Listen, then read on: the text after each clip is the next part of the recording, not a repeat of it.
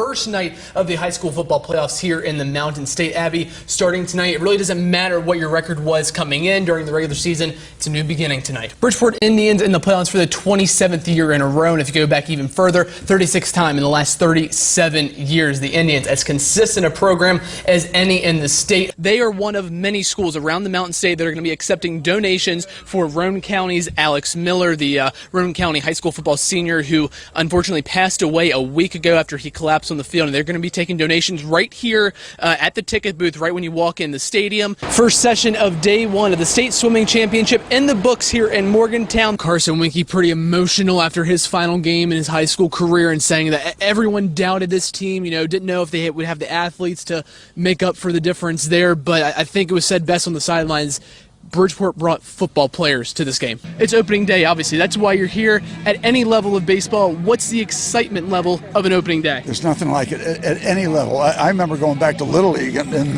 like 1950, way back when. There's a buzz in the air. There's an energy. It's baseball. Baseball is back. Now we can begin the late spring or early summer. Fairmont Senior Polar Bears just too much firepower. However, could be without their starting quarterback as Gage Michael. A game-time decision tonight with an ankle injury. We'll keep you updated on that. West Virginia will look to give its fans one final gift before the new year: a win in the Camping World Bowl against Old Big East foe Syracuse. One thing that the Minutemen have going for them: they've got a kicker in junior Jared Griffith who can kick from deep. In warm-up just a few moments ago, he was not only hitting from about 45 yards, but almost 50 yards. So, Mike, that's a big weapon for the Minutemen down the backstretch of this season. How important is it for those kids to make sure they remember, it is just another game and try not to put too much pressure on themselves? It's important, and, it's bound to be a big thing on their mind. And I hope that they got plenty of rest, the night before. And how hard was it for you to sleep, that night before the championship game back there in '78? Usually it took me a while to get sleep before any game. I always had the same amount of butterflies as I did from the time I coached till the time I quit coaching.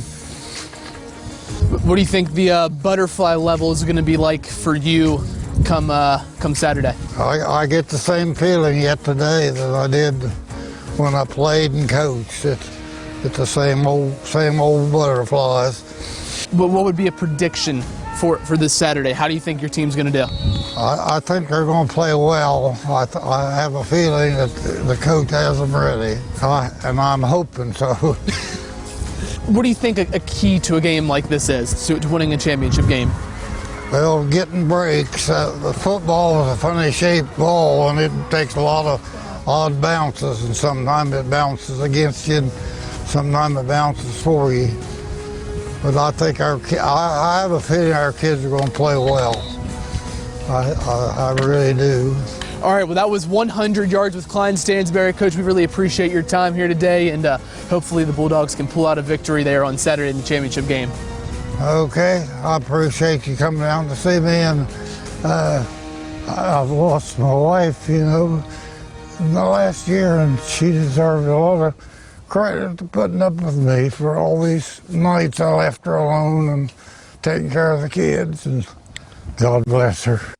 Hey everyone, thanks for joining us. Got a real special treat for you here today. It's something new we're going to try out. It's called pepperoni rolls and football, and we're going to do it with the head coach of the AA state champion Bridgeport Indians football team, head coach John Cole. Coach, thanks for joining us. Thank you, Ryan. Thanks for having me. Yeah, so let's start here. We're going to eat 10 pepperoni rolls here. Got them all laid out for us. 10 questions. We'll do one pepperoni roll a question. How's that sound? Okay. All right. So first questions first. You won a championship as a coach this year. Won championships before as an assistant coach, one as a head coach now. What's kind of the difference in the feelings there? I'm really proud of our kids. It's not really that much different. My responsibilities on the football team haven't changed that much. I'm really, really happy for my coaching staff. It's a little more gratifying, but it's the payoff for the kids that I'm the most happy. All right, so let's dig into one of these pepperoni rolls here. Okay. All right, doesn't matter which one. All right. All right, let's cheers. Oh. You didn't do too bad. All right, so how's that one treating you? Pretty good, yeah. All right. Team won 13 games this year, but the two that really stood out to me this season, the Kaiser game and the Bluefield game, that championship game. Yeah. You probably weren't favored in either of those games. You probably weren't the betting favorite, but you were able to win those games and played very well in those games. Not often Bridgeport isn't the favorite. Do you kind of use that to kind of like those games where you all might not be the favorite? We don't really concentrate on that too much. I don't know if it's a big deal for the kids or not. Maybe some of them. You know, we know they're big games, obviously. We want to be prepared for them. I felt warm-ups especially for the Kaiser game and for the Bluefield game that at least the linemen were ready to go. I didn't know whether we would win or not, but I knew they were going to play really, really hard. I don't know, as a coach, you can just feel that. And especially for you kind of as a line coach, can you more so get a grip or kind of get a tell on your team with those guys up front? When that's where everything starts. Yeah, I mean, when we're not hitting, when we're complaining about this or that or a bump or a bruise, I start getting a little nervous because I know what it takes for them, especially in the big games, what it takes for them to be successful. All right, let's dig into the second pepperoni roll here. Okay. Yep. All right. A little cheese in here. Yeah, a lot of cheese in that one. A little bit different style there, right? All right. So I like that one a little better, I think. All right. Well, we'll see how you feel. We got 8 more to go. Oh boy. It's the 12 Sports Zone 15-second Battle Bracket Challenge. 8 local athletes from 4 different sports are squaring off in a battle of the mind. Each will have 15 seconds to give as many examples of a category, and the winner of each battle will move on to the next round. We start with the Decker region with a pair of baseball standouts. Fruity Pebbles, Lucky Charms, Cheerios, Raisin Bran,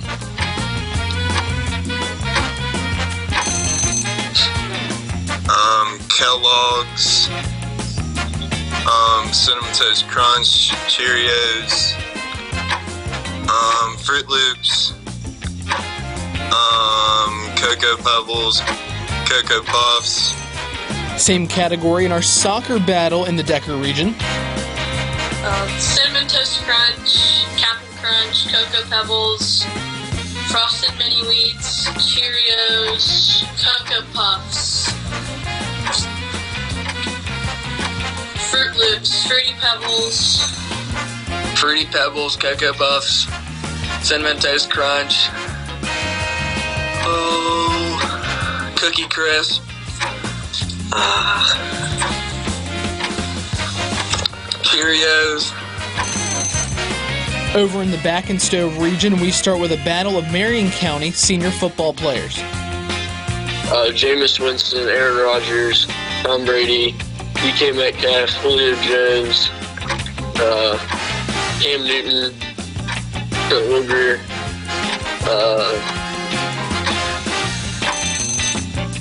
Zach Thomas, Ryan Tannehill, Tom Brady, Ryan Khalil,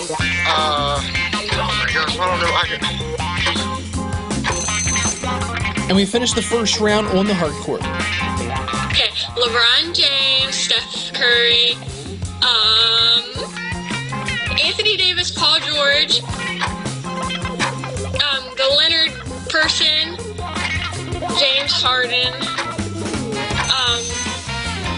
Kevin Durant, LeBron James, Steph Curry, Kyrie Irving, John Wall, Klay Thompson, Draymond Green, Kevin Love.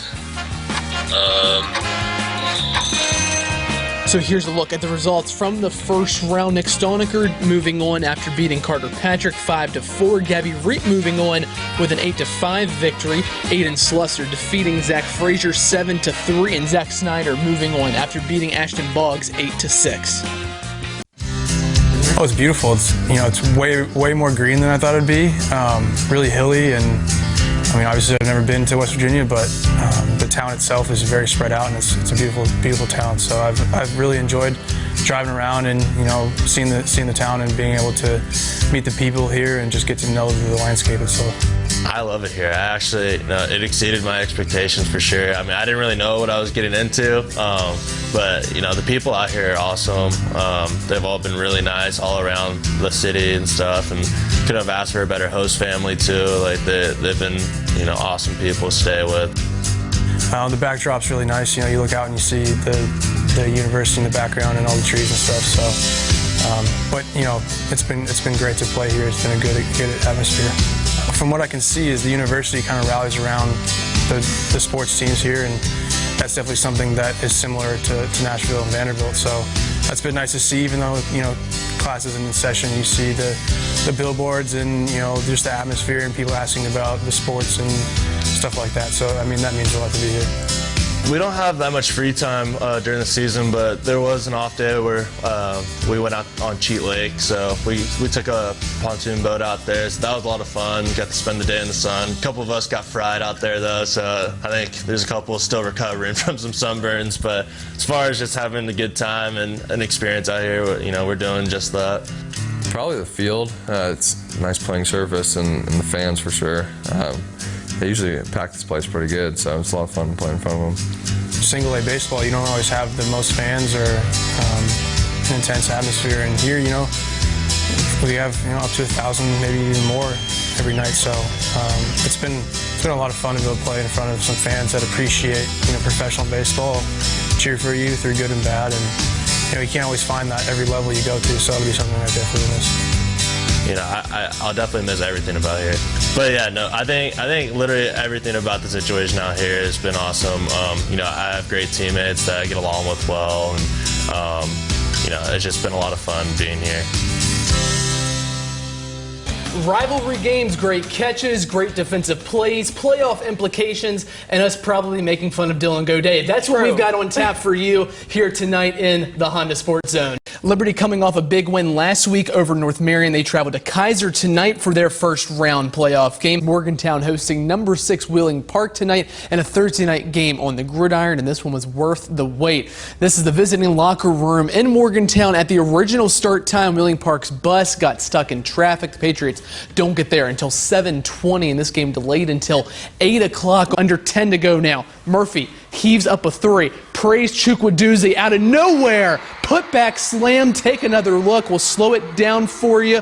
Coach Freeman. Look at that. Coach Freeman, what happened there? Looking downfield for a target, but can't find anything before being dropped by Ryan Smith. That looked like Dante Stills last night getting to the QB. And then later on in transition, Olivia Tollin behind the back to Bonamici and 1. Huskies up by 6 after 1. Will Greer top 10 in a number of stats. He's 4th in passing efficiency, 6th in completion percentage, and 9th in passing yards nationally. And is top 2 in the Big 12 in 5 major categories, including those just listed. Fireworks after the game, but here's one during the game. Auburn's Jake Randa all over that pitch. A 3-run blast for the son of former Pirates infielder Joe Randa. Irish down by 3. Jaden West, he fixes that, knocks down the triple. Final seconds of the first half, Kenzie Melko sizing up, pulls up, and knocks down the shot. As time expires, he ties the game at 39 all. He's going to take this one back to the house, and then look at the wave goodbye here from Cameron Rubenstein. There he is, next to Lewis County possession. Pass tipped, and Cole there again. Back-to-back pick sixes for the sophomore. The Indians up big at the half, and they cruise. What would mean more to you, winning that first championship, doing something you all hadn't done before, or winning a second one potentially this year? I mean, now it's winning the second one. We're in the moment now to win it. UHS has never won 1, let alone 2. So we're trying to go back to back and see what we can do. If you live in the Mountain State and follow high school football, or even if you don't follow the sport, you probably saw a lot of maroon today. It's for the same reason I'm wearing a shirt and tie with red in it. It's for the late Alex Miller.